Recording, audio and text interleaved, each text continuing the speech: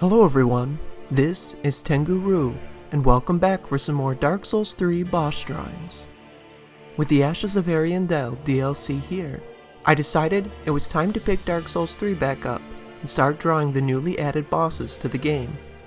If you are new to my channel, in addition to drawing the bosses from Dark Souls 3, I also discuss lore and gameplay, so potential spoilers if you haven't played through the DLC yet. With that, let's get into it. Upon touching a piece of canvas, our character has been pulled into the cold and forgotten painting of Ariandel.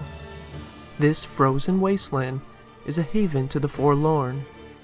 Former watchers of the undead Legion of Farron, who fled when the Legion fell to the abyss, and Millwood Knights, who long ago lost the forest they called home, were also pulled into the painting in their despair.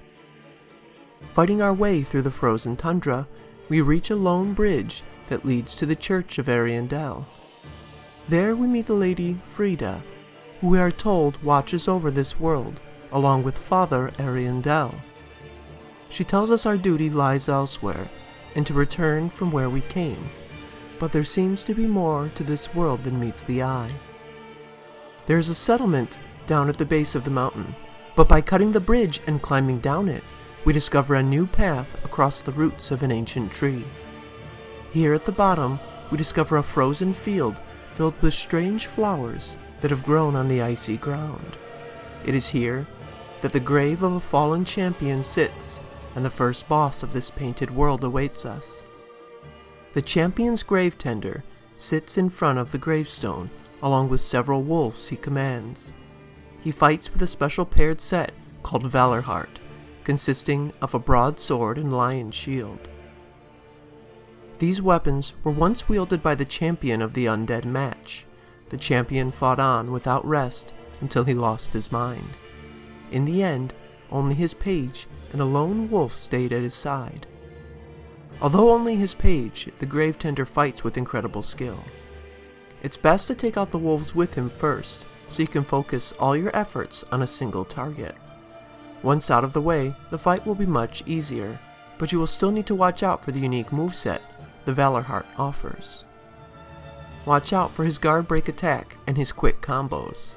Try to dodge forward and follow up with a few swings of your own. Once his health gets low, the real fight begins.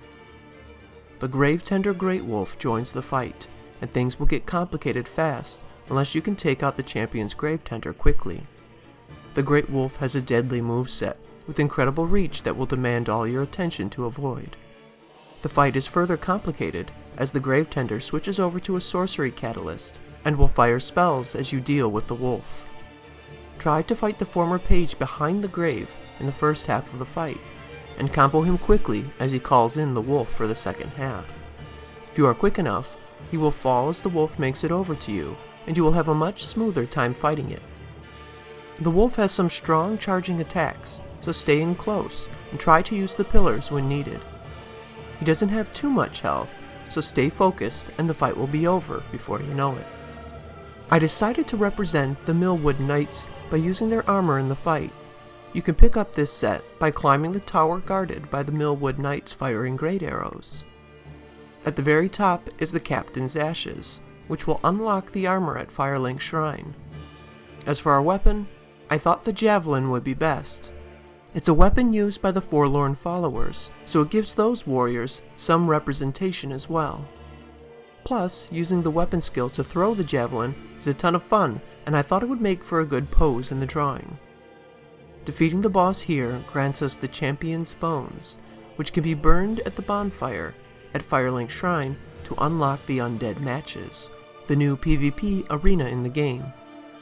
Long ago, the undead declared a fight to celebrate their undeath and to preserve what remained of their souls. So it was the undead matches were born. The merit of an undead is measured in deaths. Could there be a greater gift for such a creature than a fight that has no end? There is only one more boss in the DLC to draw after this one, but it will certainly be a fun one to draw. If you have any suggestions on which weapon or armor you would like to see used in the fight, please let me know in the comments below.